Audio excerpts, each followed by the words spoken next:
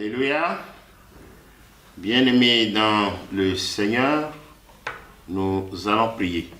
Éternel des armées, nous voulons te dire merci.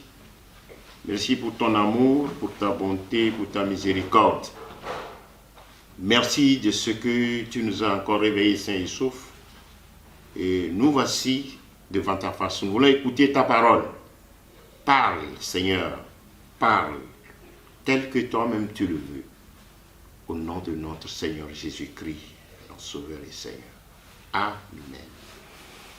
Bien-aimés dans le Seigneur Jésus, je vous salue tous dans le précieux nom de notre Seigneur Jésus-Christ.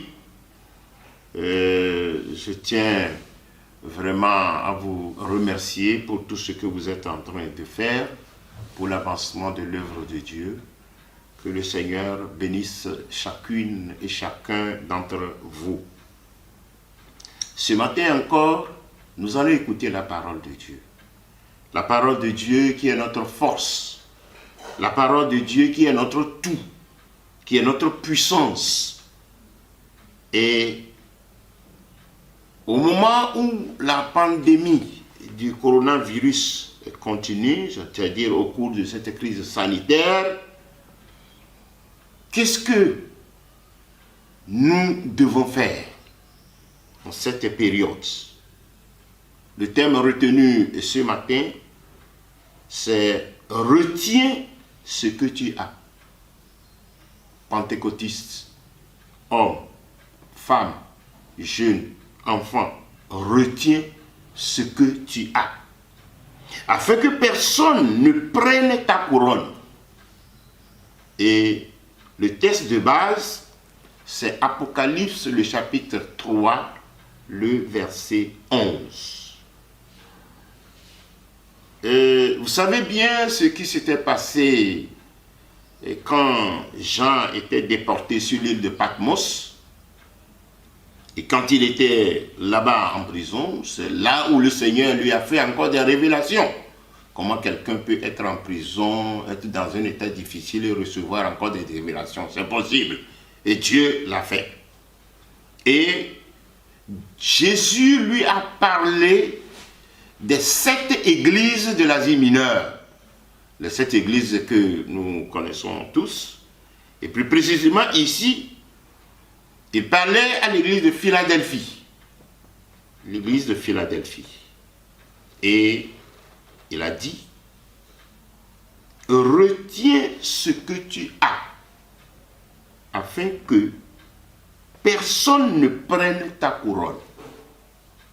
Chers fidèles de l'église de Pentecôte du Togo, plus précisément de la région ecclésiastique de Togo Solidarité, qu'est-ce que tu as? C'est cette question que nous allons nous poser tous. Bien-aimés dans le Seigneur, en cette période critique de notre histoire, le Seigneur nous interpelle tous en nous demandant de retenir ce que nous avons reçu de notre Seigneur Jésus, ce que nous avons reçu de notre Église. Le Seigneur nous demande de retenir cela, de tenir cela de façon inébranlable. Parce que les vents sont en train de souffler. Le vent de la pandémie du coronavirus est en train de souffler. Mais nous n'allons pas perdre espoir et relâcher ce que nous avons reçu de notre Seigneur. Qu'est-ce que nous avons reçu du Seigneur en tant que pentecôtistes? Nous avons reçu du Seigneur ce que nous appelons la piété. Et la piété, comme nous le savons, la piété, c'est la dévotion à notre Dieu. La piété, c'est l'attachement à notre Dieu. L'attachement à notre Dieu. La piété.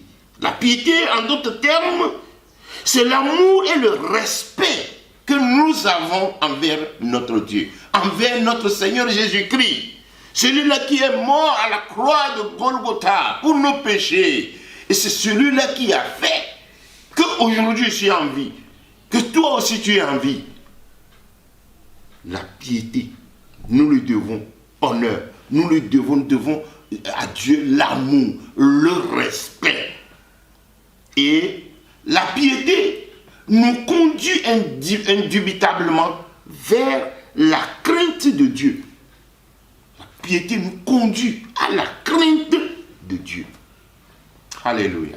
Lorsque nous lisons Ecclésiaste 12, le verset 13, nous lisons là-bas, écoutons la fin du discours. Crains Dieu et observe ses commandements. C'est là ce que doit faire tout homme. C'est là ce que doit faire. On a utilisé le verbe doit. Donc, c'est impératif. C'est obligatoire. Craindre Dieu et observer ses commandements, c'est ça ce que doit faire tout homme, tout pentecôtiste, toute pentecôtiste. C'est ce que nous devons faire pour exprimer notre piété, pour exprimer que nous aimons notre Dieu. Voilà ce que l'Ecclésiaste nous dit. Et au verset 14, il nous dit, « Car Dieu amènera toute œuvre en jugement au sujet de tout ce qui est caché, soit bien, soit mal. » Dieu amènera toutes choses en jugement. Et c'est pour cela que lui, il nous dit de craindre Dieu et d'observer ses commandements. Bien-aimés dans le Seigneur, est-ce que nous allons seulement craindre Dieu au moment où il n'y avait pas la pandémie? Non, même au cours de la pandémie, il est de notre devoir en tant que pentecôtiste, en tant que chrétien, de continuer à craindre Dieu. Parce qu'il amènera toute œuvre en jugement, que ce soit en bien, que ce soit en mal. Bien-aimés dans le Seigneur Jésus-Christ, le psalmiste s'écrit dans les psaumes 12e, psaume 12e, le verset 2. Vu tout ce qui se passe dans le monde, vu comment les gens sont en train de vivre, le psalmiste s'écrie, « Sauve, Éternel, car les hommes pieux s'en vont. Les fidèles disparaissent parmi les fils de l'homme. » Le psalmiste s'écrie que le Seigneur intervienne parce que les hommes pieux s'en vont. Les hommes qui craignent Dieu, dit les fidèles disparaissent parmi les fils de l'homme. Et le verset 3 nous dit, on se dit des faussetés les uns aux autres. Et on a des lèvres, on a sur les lèvres des choses flatteuses. On parle avec un cœur double, la duplicité. La duplicité. Mais bien aimés dans le Seigneur, en ce moment, nous n'avons pas le droit de lâcher ce que nous avons reçu de Dieu. Nous avons reçu de Dieu la piété. Pentecôtiste, cette piété-là, cette crainte de Dieu-là, cet amour que nous avons pour Dieu, nous allons continuer par l'exercer parce que Jésus revient bientôt. Nous allons voir un exemple de piété d'un homme pieux de la Bible. Il s'agit du militaire Corneille, du soldat Corneille. Dans Acte 10, à partir du premier verset, on dit, il y avait à Césarée un homme nommé Corneille, centenier de la cohorte dite italienne. Verset 2 nous dit, cet homme était pieux et craignait Dieu avec toute sa maison. Il faisait beaucoup de monde au peuple et priait Dieu continuellement. Corneille, c'est un militaire qui dirige une troupe de 100 soldats. Un militaire qui dirige une troupe de 100 hommes. Et de surcroît, Corneille n'était pas un juif, mais un païen. Quelqu'un qui n'est pas de la culture juive.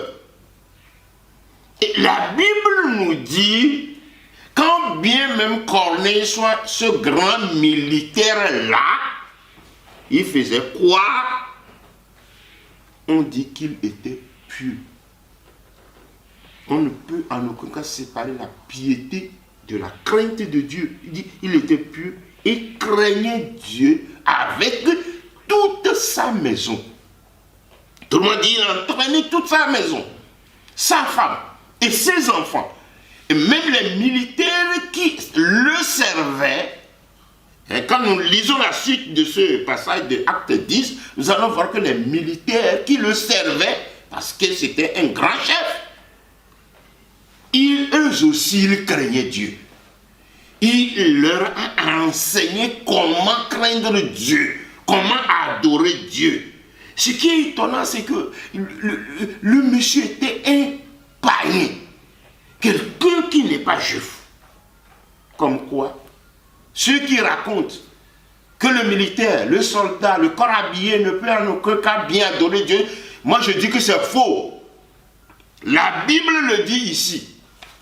Alors mes amis les militaires, vous aussi, vous pouvez bien adorer Dieu. Alléluia.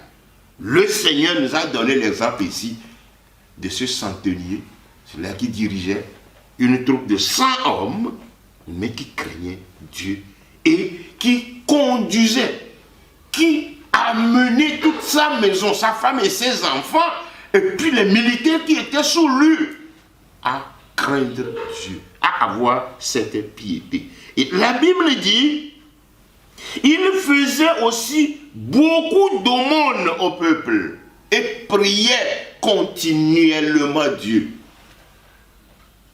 Quand vous êtes militaire et puis vous dites que vous ne pouvez pas servir Dieu, c'est faux. La Bible est claire ici. Ce centenier faisait beaucoup d'aumônes et il priait continuellement Dieu. Je voudrais ouvrir cette parenthèse ici. J'ai demandé, les semaines qui viennent de passer, à l'ancien Mokli, de demander à toute la paroisse, à tous les paroissiens, à tous ceux-là qui adorent la solidarité, que nous allons assister les frères et sœurs qui sont dans le besoin en cette période de pandémie.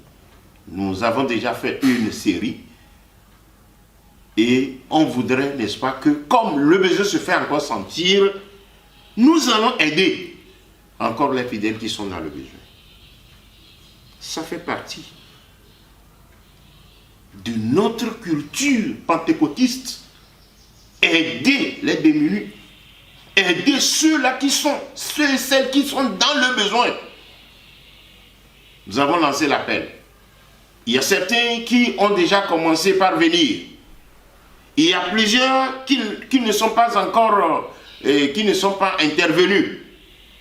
Mais je pense que le Seigneur va nous aider. Tout comme Corneille faisait, nous allons offrir tout ce que vous avez. Si c'est de l'argent que vous avez, si c'est du riz que vous avez, si c'est du maïs que vous avez, il faut apporter ça et nous allons assister les démunis, ceux qui sont réellement dans le besoin. Alors, nous avons parlé de la piété, ce que nous avons reçu de notre Seigneur, ce que nous avons reçu de notre Église, ce que nous avons, ce que j'ai. La Bible me dit de le retenir, parce que Jésus revient bientôt. Retiens ce que tu as, afin que personne ne prenne ta couronne. Alors, à part cette piété, à part cette crainte de Dieu que nous devons avoir, qu'est-ce qu'il nous faut? Qu'est-ce que nous avons reçu? Qu'est-ce que j'ai reçu de mon Dieu? J'ai reçu de mon Dieu d'aimer mon prochain comme moi-même. Aimer mon prochain comme moi-même. Et qui parle de prochain, parle de celui que je côtoie. Et qui parle de prochain, parle de celui-là que je vois tous les jours. Qui parle de prochain, parle des paroissiens que nous avons dans nos différentes églises. L'évangile selon Saint Jean, chapitre 13e, le verset 34, nous dit « Je vous donne un commandement nouveau. Aimez-vous les uns les autres, comme je vous ai aimé, vous aussi aimez-vous les uns les autres. » Et le verset 35 nous dit « À ceci, tous connaîtront que vous êtes mes disciples si vous avez de l'amour les uns pour les autres. » Pas si vous avez de la rancune les uns pour les autres. Pas quand vous vous médisez, non. Pas quand vous vous insultez vos camarades. Non.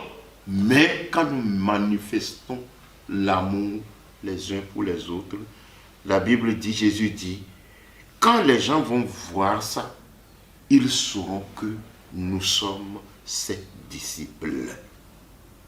Jacques, le chapitre 2e, le verset 8, la deuxième partie nous dit, tu aimeras ton prochain comme toi-même.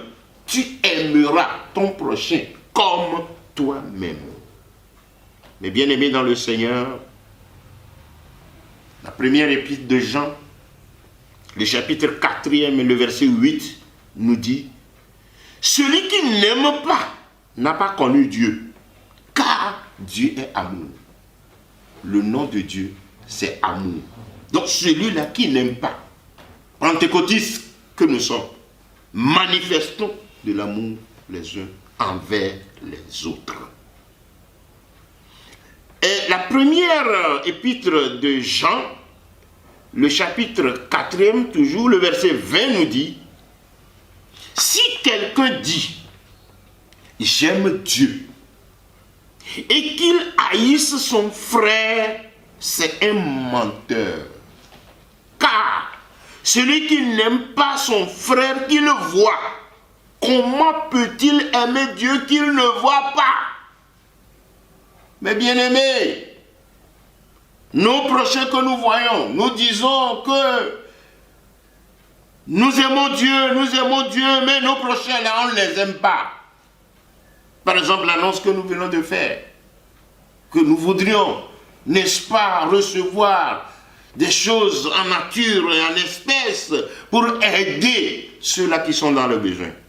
Quand je dis, j'aime Dieu et mon prochain que je vois, est-ce que nous voyons Dieu visuellement comme on se voit maintenant? Non, on ne voit pas Dieu. La Bible dit que comment peut-il aimer Dieu qu'il ne voit pas quand il est son frère ou bien sa sœur? Mais bien-aimés, aimons-nous les uns les autres.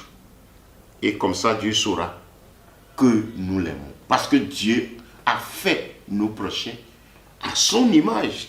Dieu m'a créé à son image. Dieu t'a créé à son image. Et lorsque tu aimes, lorsque j'aime mon prochain, cela veut dire automatiquement que j'aime Dieu.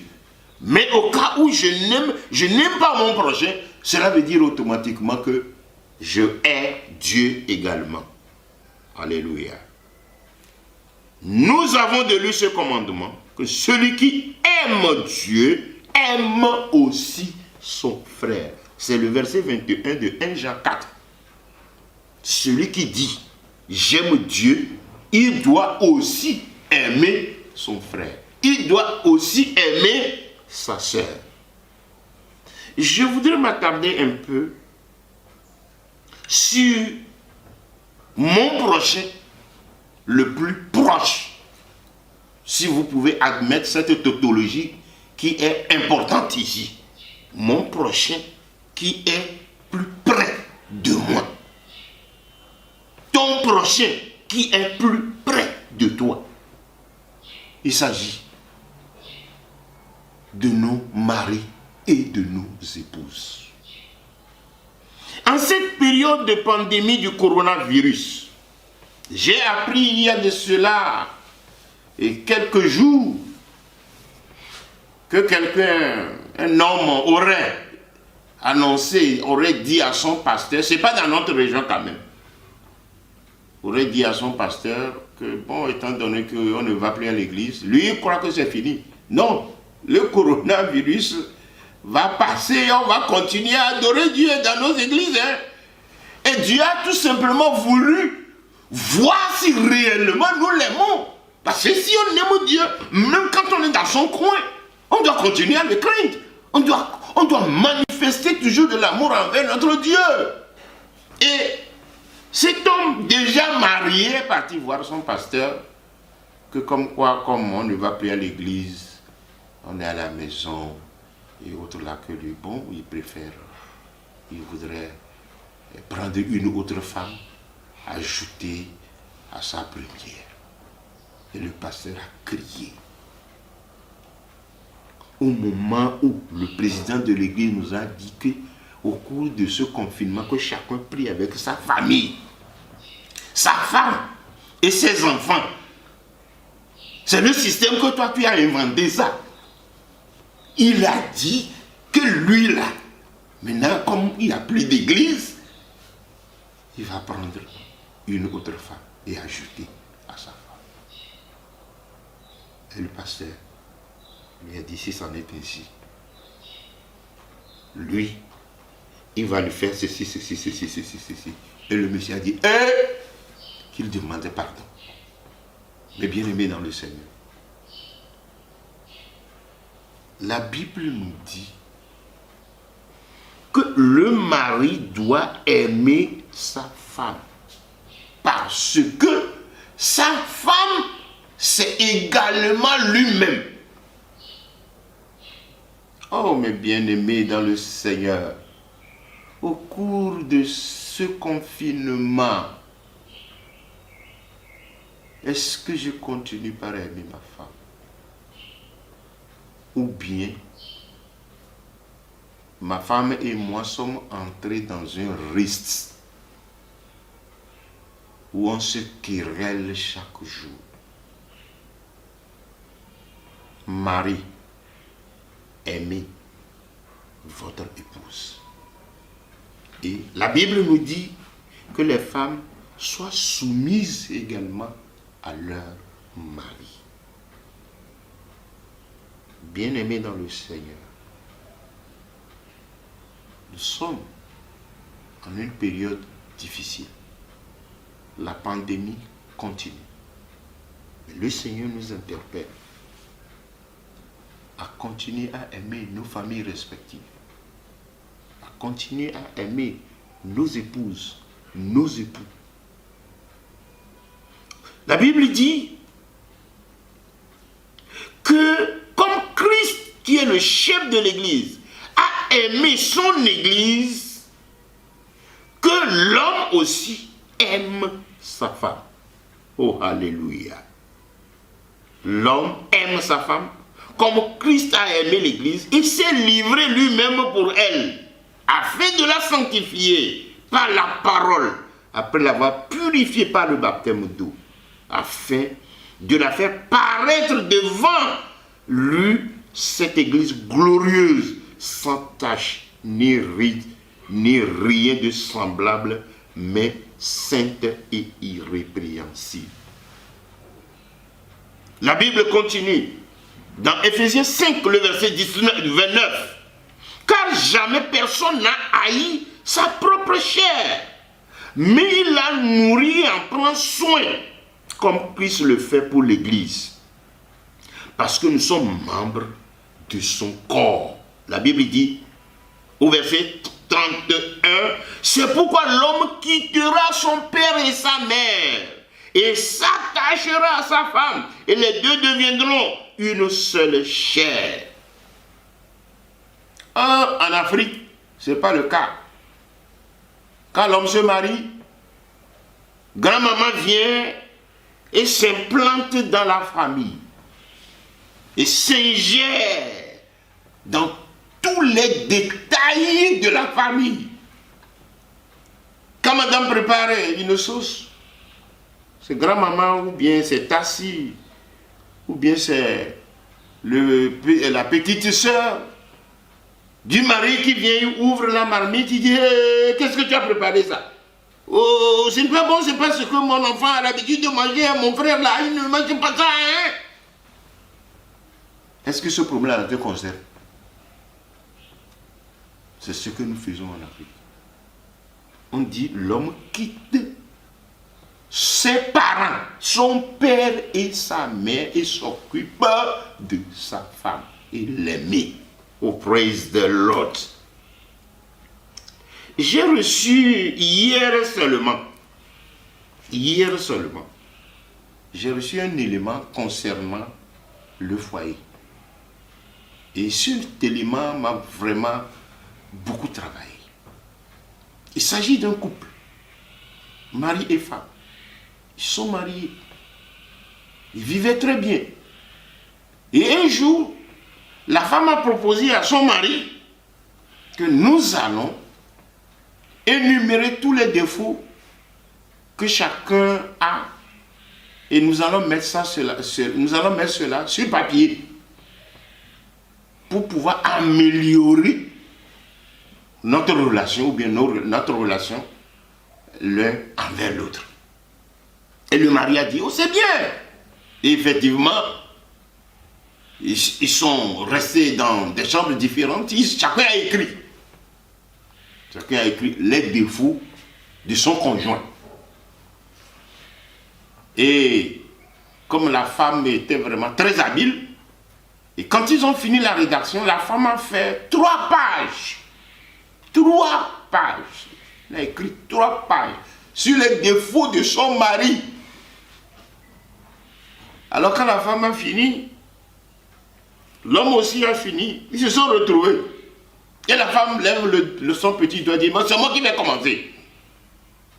Et le mari a dit, il n'y a pas de problème. Et la femme a étalé tous les défauts de son mari qu'elle a écrit sur les 3 pages. La femme vociférait. La femme parlait. Et arrivé à un moment, le mari a commencé par pleurer. Et la femme de lui demander, il y a quoi? Il dit non, continue. Et la femme a continué sa litanie jusqu'à finir. Et quand elle a fini, elle a demandé à son mari, bon c'est ton tour, parle. Et le mari sagement de dire à sa femme, je l'ai vraiment beaucoup apprécié ce mari, de dire sagement à sa femme, avant que je ne t'épouse, j'étais admiré avec tes qualités et tes défauts. Et je t'ai accepté. Et c'est pour cela que je t'ai épousé avec tes qualités et tes défauts. Sinon moi, je n'ai rien vu, je n'ai rien écrit aussi. Mais bien aimé dans le Seigneur, en cette période de pandémie du coronavirus, quelles sont nos relations envers nos épouses, envers nos maris? Dieu nous interpelle.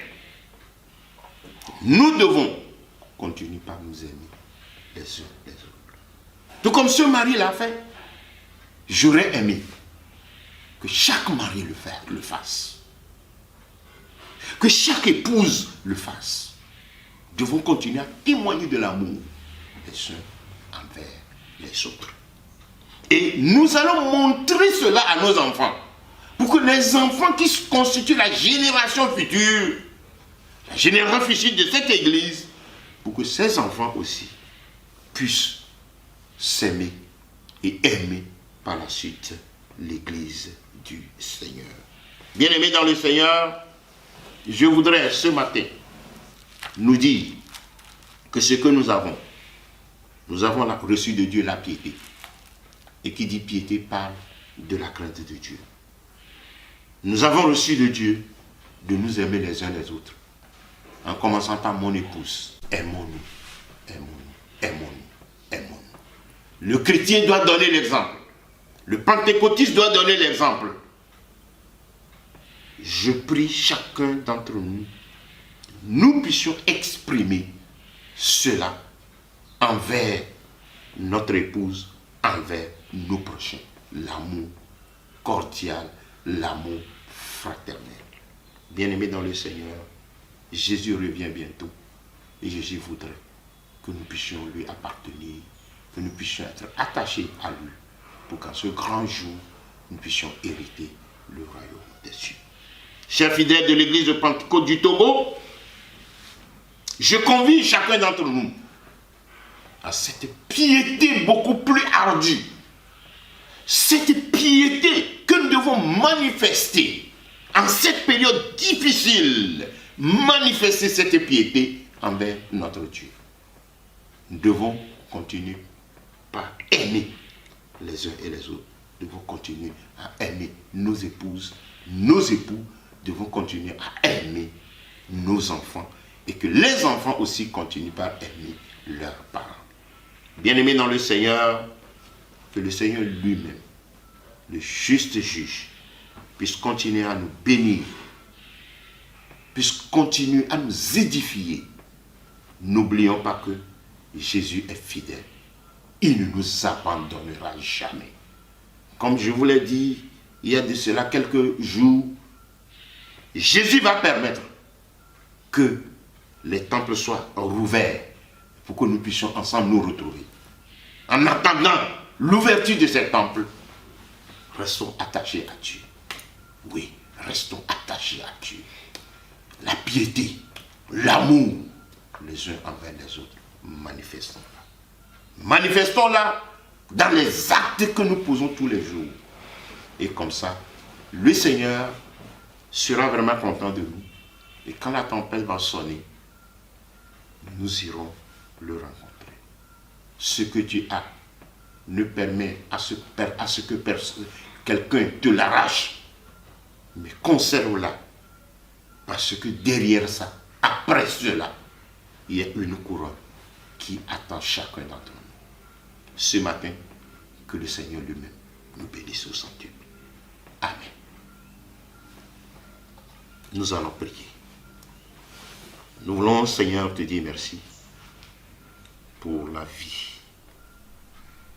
des fidèles que tu nous as confiés, que nous devons conduire vers toi. Seigneur, nous demandons à ce que tu les fortifies. Nous demandons à ce que tu les assistes. Au moment où nous sommes dans cette période difficile, où les gens ont commencé par abandonner leur foi,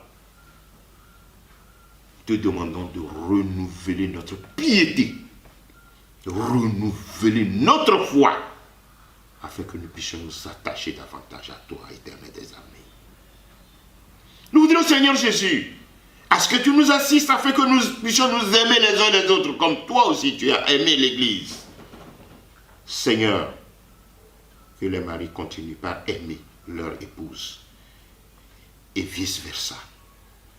Que nous puissions continuer à aimer nos enfants, que nos enfants puissent nous aimer, afin que ta gloire resplendisse sur ton Église. Je te demande, Seigneur, que ceux qui traversent des problèmes en ce moment, assiste-les, bâtis-les sur le roc et résous tous les problèmes auxquels ils sont confrontés. Merci parce que tu l'as fait. Au nom puissant de Jésus-Christ, notre Sauveur et Seigneur. Amen. Nous allons en même temps écouter les annonces. Tout ce qui est des annonces, comme vous le savez bien, en attendant la réouverture de nos temples et chapelles, nous allons continuer par prier avec nos familles respectives dans nos domiciles. Comme je vous l'ai toujours dit, nous allons continuer par respecter ces principes. Nous allons prier ensemble. Et ce que nous avons l'habitude de faire à l'église, nous disons que sur cette plateforme, tout ce que nous faisons, ce que nous avons l'habitude de faire à l'église. Voilà. Donc, après le culte familial, nous allons apporter nos quêtes. Ici, chez moi, Dans la maison missionnaire, nous le faisons. Nous faisons cela tous les mercredis soirs. On fait des séances culturelles et on fait des quêtes. Tous les vendredis soirs, on le fait. Et le dimanche matin aussi, on le fait. Puis, on amène nos dîmes et nos offrandes. Donc, c'est ce que nous avons dit. Finissez de collecter les dîmes et offrandes. Vous les emmenez dans la maison missionnaire. Ou bien, vous les envoyez par WhatsApp. Et puis, par Facebook. Vous l'envoyez par Flux. Ou bien par ce que vous appelez Timoné. Donc, on peut le faire comme ça. Et il y a certains qui disent que vraiment, on ne doit pas connaître l'église de Pentecôte, n'a pas l'habitude de connaître les dîmes des fidèles.